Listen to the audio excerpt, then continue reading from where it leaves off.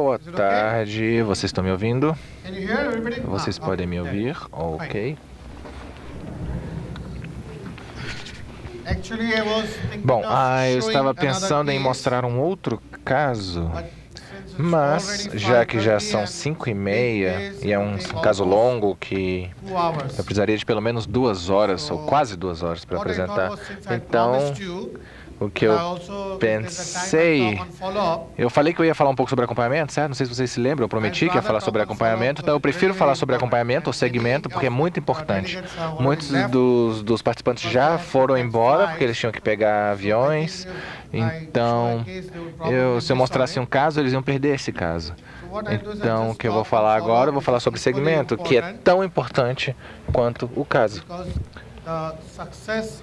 Porque o sucesso do nosso remédio, do que nós prescrevemos, depois de todo o esforço que nós fazemos para tomar a história, entender o paciente, traduzir a língua do paciente na língua de repertório, nas rubricas, entender o miasma, nós damos o remédio. E aí, se não sabemos o que esperar daquele remédio, vamos perder o segmento. Mesmo se o segmento for positivo, nós não vamos saber identificar. Vamos achar que o remédio não está certo. Ou se o remédio estiver realmente errado, só porque as reclamações principais, as queixas principais começam a diminuir, a gente pode achar que está tudo indo bem, mas não. Então é por isso que o segmento é muito importante. Então o que eu vou falar sobre alguns pontos que precisam ser considerados no segmento. Todo mundo sabe das sensações gerais de bem-estar, certo? O apetite melhora, o sono melhora. Seus níveis de energia melhoram, tudo bem, isso já é muito real, todos nós conhecemos. Mas vocês perceberão, especialmente em casos psicósicos, que os pacientes vão sempre dizer sim, não, eu estou bem, eu estou muito bem, doutor. O seu remédio é bom, excelente, perfeito. E nós também ficamos felizes com isso e continuamos no mesmo remédio. Mandamos o paciente para casa, o paciente vai para casa feliz. De repente, você ouve de alguém ou de algum lugar que o paciente ou acabou num hospital com uma doença muito séria, a doença aumentou tanto que de repente um dia, subitamente ele ficou num estado tão ruim que não havia mais tempo de fazer nada e ele acabou tendo que ser hospitalizado. Ou às vezes até morreu. Porque não analisamos o segmento de maneira adequada.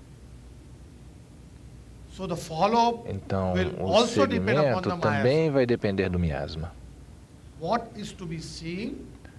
O que precisa ser observado no paciente, no segmento, também vai depender do miasma. Então, imagine a importância do miasma em todas as fases. A importância do miasma na tomada de caso, no entendimento da patologia, no entendimento do paciente, na prescrição do remédio e também na volta do paciente para o segmento, para ver se o paciente melhorou ou não. E os pontos mais importantes do segmento, eu vou falar sobre eles, resumindo, no psórico, psicósico e sifilítico estágio. Em casos graves, quando os pacientes estão no hospital ou no leito de morte, você não espera que a patologia, depois de uma dose, você não espera que o paciente levante e saia andando em alguns dias. Você não espera que sua patologia melhore tão rapidamente assim. Então, como você vai saber que ele realmente está melhorando?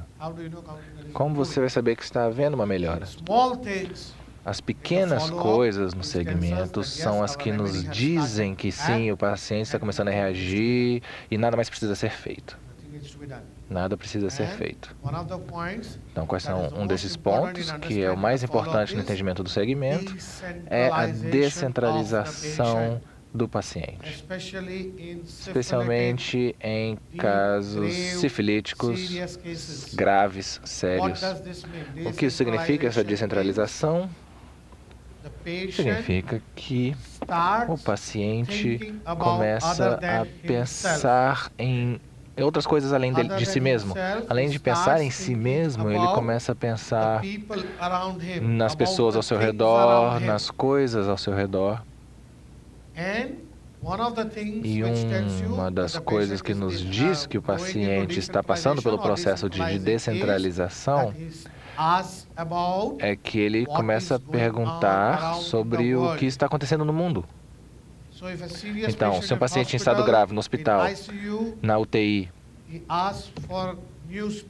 pede um jornal, por exemplo, ou pede para que você ligue a televisão, ou pede ou pergunta onde estão os outros membros da família, ou alguém mais pergunta sobre uma outra pessoa, o que essas pessoas estão fazendo. Isso é chamado de descentralização.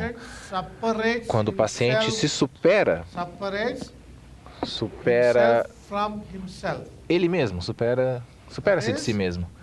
Ou seja, ele não está mais pensando em si mesmo o tempo todo, ele está pensando em outras pessoas e nas coisas ao seu redor. Isso é o primeiro sinal de alguém que está sofrendo de uma doença grave, e quando eles começam a melhorar, esse é o primeiro sinal. A patologia pode melhorar mais tarde, mas um dos primeiros sinais é a descentralização. Isso também pode ser, às vezes, considerado como uma exteriorização. Mas exteriorização, na verdade, significa quando os sintomas começam a surgir numa camada inferior. Exteriorização não é apenas os sintomas surgindo na pele. Ok, pele, tudo bem, mas se você tiver um paciente, por exemplo, de uma doença de camada 6 ou 7, você não espera que os sintomas comecem a aparecer na pele, ou na segunda camada, como na coriza, diarreia imediatamente. Isso vai acontecer passo a passo, à medida que a doença vai passando de camada para camada, descendo a camada. Essa descentralização com a exteriorização, é aí que o paciente começa a pensar sobre outras pessoas, outras coisas, além de si mesmo. Ele começa a se preocupar com seu trabalho. Ele começa a se sentir que o trabalho dele está sofrendo. Eu quero voltar ao meu trabalho. Seja uma criança, ela quer voltar à escola. Se for um adulto, ele vai querer voltar ao trabalho. Uma dona de casa ou uma senhora que toma conta de crianças, ela vai começar a se preocupar com essas crianças, ou se preocupar com o marido, o que eles estão fazendo, como eles estão cuidando deles, como eles estão se alimentando se eu não estou lá. E isso também é descentralização e exteriorização. Mais uma vez, é muito importante nos casos sifilíticos. Nos casos sóricos, a exteriorização seria um aumento dos sintomas da patologia original, temporariamente, ou seja, o que a observação diz é que há uma agravação inicial. Uma agravação inicial dos particulares, mas junto com uma melhoria nos gerais. Uma agravação dos particulares com uma melhoria dos gerais. Ou seja, uma paciente com artrite ou com gastrite ou coriza pode se queixar de uma coriza em excesso, mais dores nas juntas ou mais mal-estar no estômago. Mas, médico, apesar disso tudo, eu estou me sentindo bem, eu estou me sentindo melhor, na verdade. Essa dor eu consigo tolerar. Apesar da minha dor, eu estou conseguindo trabalhar. Isso também é exteriorização. Uma gravação inicial dos particulares, acompanhada de uma melhoria nos gerais. Melhoria nos gerais e nos níveis de energia. Como eu falei no caso, uma melhoria nos níveis de energia também acontece, é manifestado com o paciente querendo ir trabalhar. Você não espera que o paciente vai se levantar e ir para o trabalho se há uma melhoria, mas ele vai mostrar já um interesse, uma vontade de voltar ao trabalho. Ou seja, ele vai querer voltar ao trabalho. Isso também faz parte dessas duas fases aqui. Uma melhoria no nível de energia. Um paciente, por exemplo, de asma, se ele reclamar, se ele se queixar dizendo que ele não precisa mais tomar o remédio ou fazer a nebulização. Asma, um paciente de asma, ele não precisa mais fazer a nebulização porque ele se sente melhor e ele começa, mas ele diz, se eu subir uma escada eu vou ficar sem ar. Mas apesar da minha asma, eu conseguia subir escada antes, agora eu não consigo mais subir escada, eu subo um grupo de escadas, eu subo escadas e eu fico sem ar, eu ando um pouco e eu fico sem ar, isso não é bom. Isso quer dizer que o seu nível de energia geral e a sua vitalidade geral, na verdade, está caindo. Uma pessoa que consegue trabalhar por 10, 12 horas por dia e agora fica cansada só de trabalhar por algumas horas, não é um bom sinal. Seus níveis de energia e vitalidade devem ser mantidos. Se não melhorar, deve pelo menos ser mantido o nível de energia e vitalidade. Ele não deve se sentir que ele tem que se forçar a ir ao trabalho, que está se arrastando para chegar ao trabalho. Ele prefere ficar em casa. Então isso não deve existir, esse sintoma.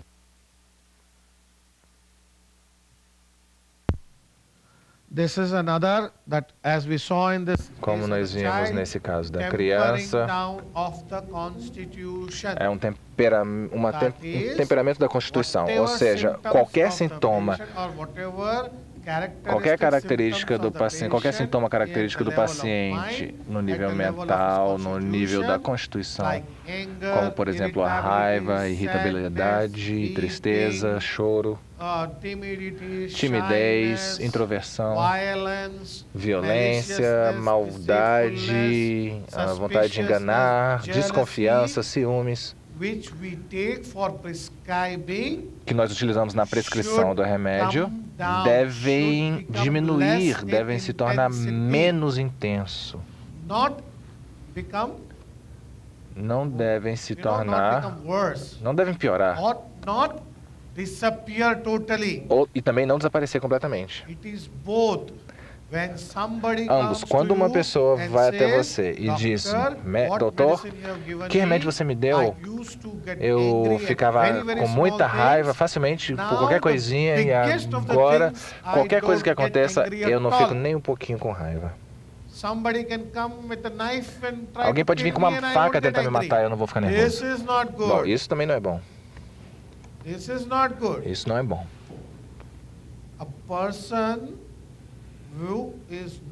Uma pessoa que normalmente é bastante irritável, raivosa, e nos diz que, doutor, o seu remédio é muito bom, que agora, mesmo se alguém me bater na cabeça com um pedaço de pau, eu não fico nervoso. Não.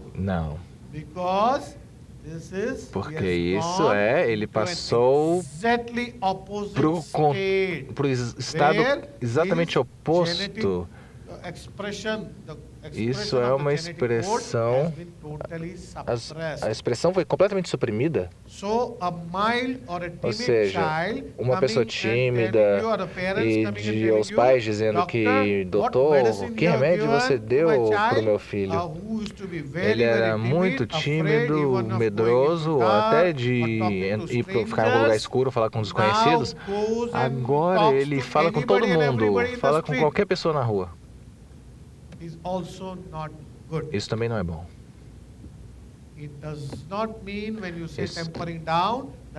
Temperar o sintoma não quer dizer que a intensidade do sintoma desaparece e a pessoa vai para o estágio completamente oposto. Tem que haver uma menor intensidade, menos raiva, menos depressão, menos tristeza, menos choro, menos ciúmes, menos desconfiança, mas não deve haver um desaparecimento completo do sintoma. Não é assim que tem que acontecer. Não é assim que deve acontecer. Deve haver uma redução da intensidade.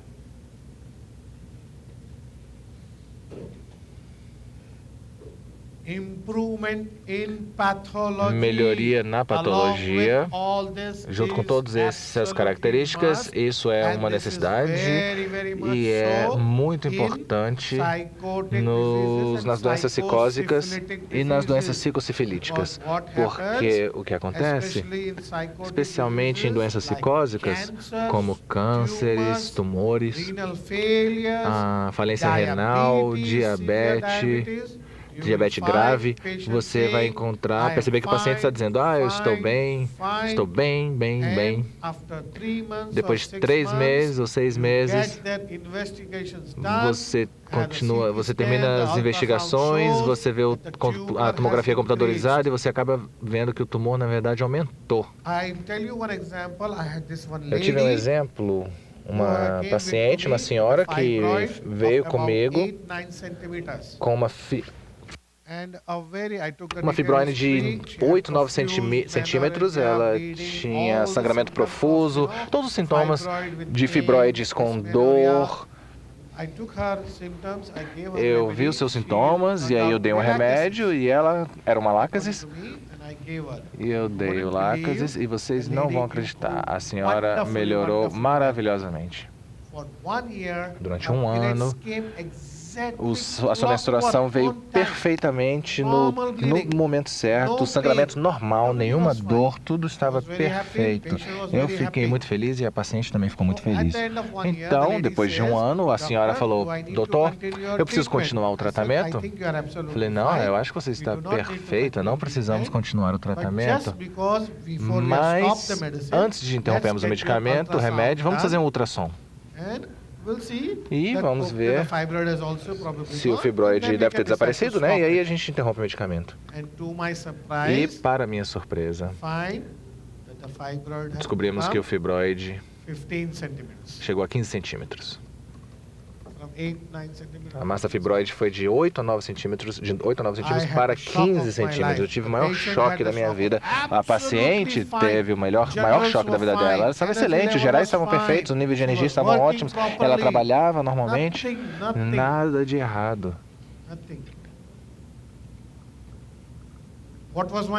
Qual foi o meu erro? O meu erro foi, eu esperei um ano para fazer um ultrassom. Eu devia ter feito no final de 3 ou 4 meses para ver o que já tinha acontecido, se havia já alguma melhoria nessa massa fibroide. Então, a paciente ficou com muito medo. Foi a um ginecologista, obviamente. O ginecologista falou, vamos remover e tudo vai ficar bom. Ela, ok. O fibroide foi removido. 6 meses depois, ela vai fazer um check-up rotineiro no ginecologista e ela falou, doutor, a propósito, estou sentindo um pouco de tem um pequeno inchaço aqui, uma dorzinha aqui. Por favor, você pode examinar? E o doutor examinou e ela tinha um carcinoma infiltrado na glândula mamária esquerda.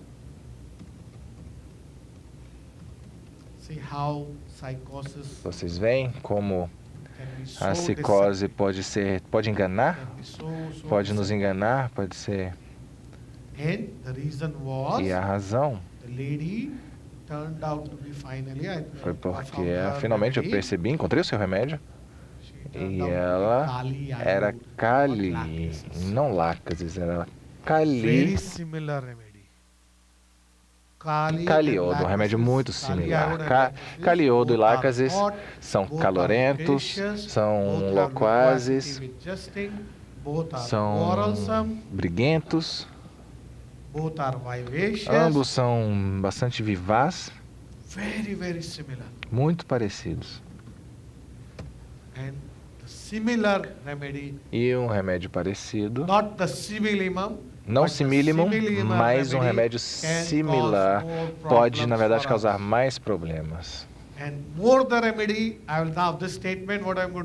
O que eu vou falar agora vai fazer vocês pensarem muito. Pensar se é melhor dar um remédio, um placebo, ou um remédio com base particulares, ou será que devemos realmente dar um remédio constitucional? Quanto mais o remédio é similar, mas não similimum, mais são as chances de supressão. Quanto mais o remédio é similar, mas não é o similimum, as chances de supressão são mais altas. E vocês vão perceber que o similimum ou similar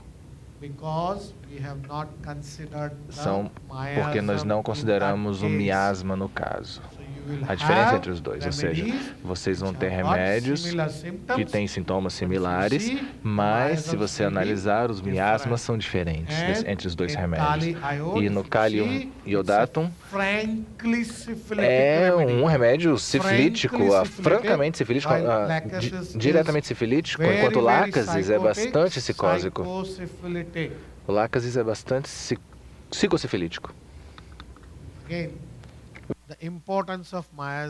A importância do miasma e a importância da melhoria na patologia, junto com todos esses outros sintomas, esses outros casos, no caso psicósico. Eu falei que esses são importantes, os dois primeiros importantes são importantes no miasma sifilítico, né? Certo? Casos graves. Já a melhoria da patologia é muito importante em casos psicósicos. Eu estava conversando com o Antônio ontem à noite, no jantar, que em casos sifilíticos, psicosifilíticos, você vai encontrar pacientes que também te dizem, especialmente um sifilítico franco, eles vão te dizer, sim, eu estou bem, estou ótimo, a patologia também às vezes melhora, mas de repente, subitamente, como um estalar de dedos, eles começam a piorar, ficam muito ruim, muito mal, e antes mesmo de você se dar conta, o paciente morre. Eu dei um exemplo, eu tinha teve 3 casos recentemente de gangrena diabética, onde o paciente estavam melhorando, os pacientes estavam melhorando, eu achei ok, falei, cancelei as amputações, e antes de fazer essa viagem, antes de chegar aqui no Brasil, um paciente meu, essa gangrena diabética aumentou tanto que ela acabou sendo hospitalizada. Ela me ligou, eu falei, eu não posso fazer nada agora porque eu vou ficar fora por 15 dias. E ela teve que fazer a amputação. Ela estava melhorando, mas aí de repente, subitamente algo aconteceu, não sei o que, e aí ela ficou ruim. E agora ela teve que amputar a sua perna. Os cirurgiões queriam amputar já aqui da cintura, perdão, lá já da coxa, porque não havia fluxo sanguíneo nem na coxa. Eu falei, não faça isso, ampute abaixo do joelho. Eu vou tentar recuperar e analisar a sua coxa. Então, sifilítico também, uma melhoria na patologia, junto com uma melhoria nos gerais. Mas na cicose isso é lento. No sifilítico é muito rápido. Muito rápido.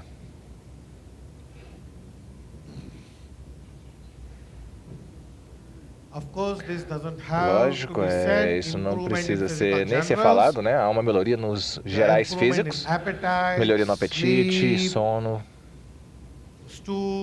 fezes, não há prisão de ventre. Isso é muito importante. Constipação, prisão de ventre deve melhorar, mas nos casos sifilíticos, vocês perceberão que quando o paciente volta do estado sifilítico para o estado psicósico, ele vai começar a ter constipação.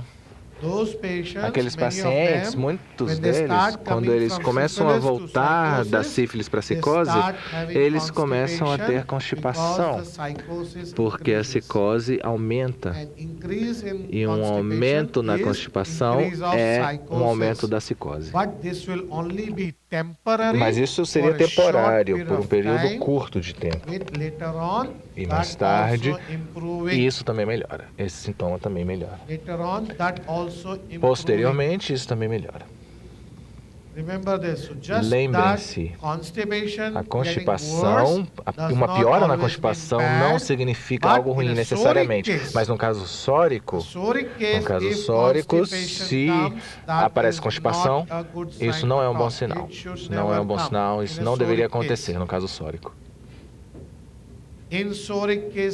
Em casos sóricos, um outro geral físico que deve ser levado em consideração é a queda de cabelo. Em casos sóricos, se um paciente começa a se queixar de um aumento na queda de cabelo, isso não é um bom sinal. Já nos casos sifilíticos, a destruição de uma doença de camada mais alta que chega a uma destruição numa camada inferior. Vocês perceberão que muitos desses pacientes vão se queixar de perda de cabelos, perda de cabelo exacerbada, ou áreas com alopécia, ou seja, uma perda localizada de cabelo, que seria temporariamente, mais uma vez, e aí melhora mais tarde. Depois ela melhora. Então, mais uma vez, ambos, queda de cabelo, em casos sóricos, não deve acontecer, é ruim. Mas em casos sifilíticos e psicósicos, quando a patologia está na camada mais alta, a queda de cabelo ocorre na terceira camada, na derme. O folículo capilar está na derme, que é a terceira camada. Então, se uma doença de uma camada mais alta, da quinta camada, ou da quarta, ou até da sexta camada, como um distúrbio neurológico, seja psicótico ou sifilítico, nesse caso, à medida que o paciente melhora, vocês vão perceber que talvez possa haver uma queda de cabelo, perda de cabelo, mas isso também é temporário e depois melhora.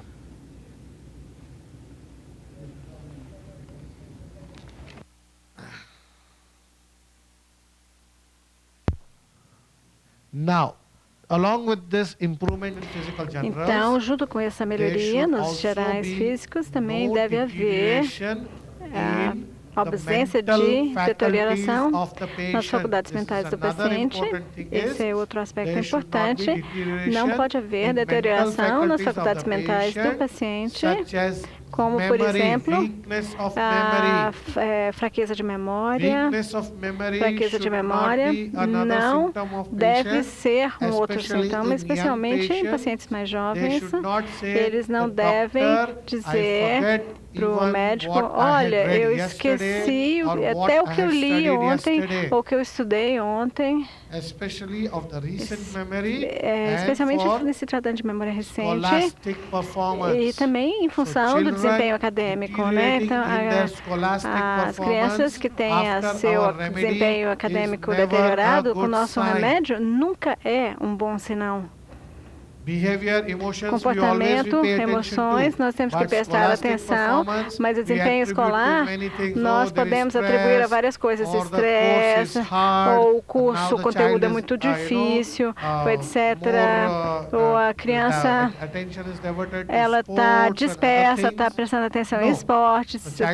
Então, a criança já estava continuando as mesmas atividades. Então, se o desempenho está caindo, e isso drasticamente, se houver uma queda drástica, isso não é uma coisa boa.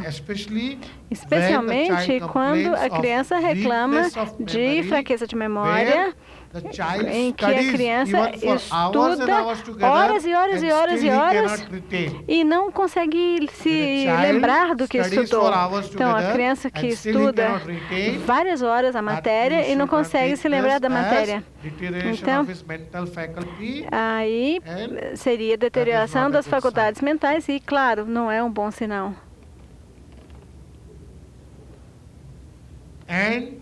E o aspecto mais importante no segmento é a reversão do miasma mais perigoso para um miasma menos perigoso, ou seja, de sífilis para psicose e de psicose para SORA, sempre que possível. Em cada caso, talvez você, de repente, em todos os casos, você não vai conseguir trazer o paciente de sífilis para PSORA. Especialmente em patologias profundamente instaladas, você talvez não consiga fazer com que o paciente volte de sífilis para PSORA. Mas se você trouxê-lo de sífilis a psicose, ou mesmo que você não consiga trazê-lo para a psicose, mas pelo menos a sífilis de uma camada maior para uma camada menor, por exemplo, né? Por exemplo, um paciente que esteja sofrendo de insuficiência renal crônica, os seus rins estão sendo destruídos e ele vai morrer, né? De repente, se você consegue trazer dessa camada, então, por exemplo, a destruição de folículos capilares e ele perdeu o cabelo, por exemplo, ou alguma patologia sifilítica, por exemplo, na pele, por exemplo, uma fissura ou uma pequena fístula, talvez. Então, num órgão não importante do corpo, já seria aceitável se a sua patologia estiver melhorando. Eu tive um caso de insuficiência renal crônica em que a creatinina estava mais de 9. Mais de 9. Quando eu comecei a tratá-lo, ele começou a ter rachaduras muito profundas na perna, sangrantes, né? Nos pés também, rachaduras que sangravam e que persistiram por quase 9 meses. E a creatinina começou a descer, apesar disso, e até um nível gerenciável, né? E eventualmente, essas rachaduras foram amenizando. De forma que é o miasma sifilítico que saiu do rim até o miasma sifilítico, mas na pele. Então, ele era um senhor de 65 anos, então eu não consegui trazê-lo até a psicose. Mas já é melhor, né? Melhor, bom o suficiente. Então, reversão de um miasma mais perigoso, por exemplo, do paciente com câncer, Parkinson ou esquizofrenia, que vai então para diabetes, melhor dizendo, hipertensão, por exemplo.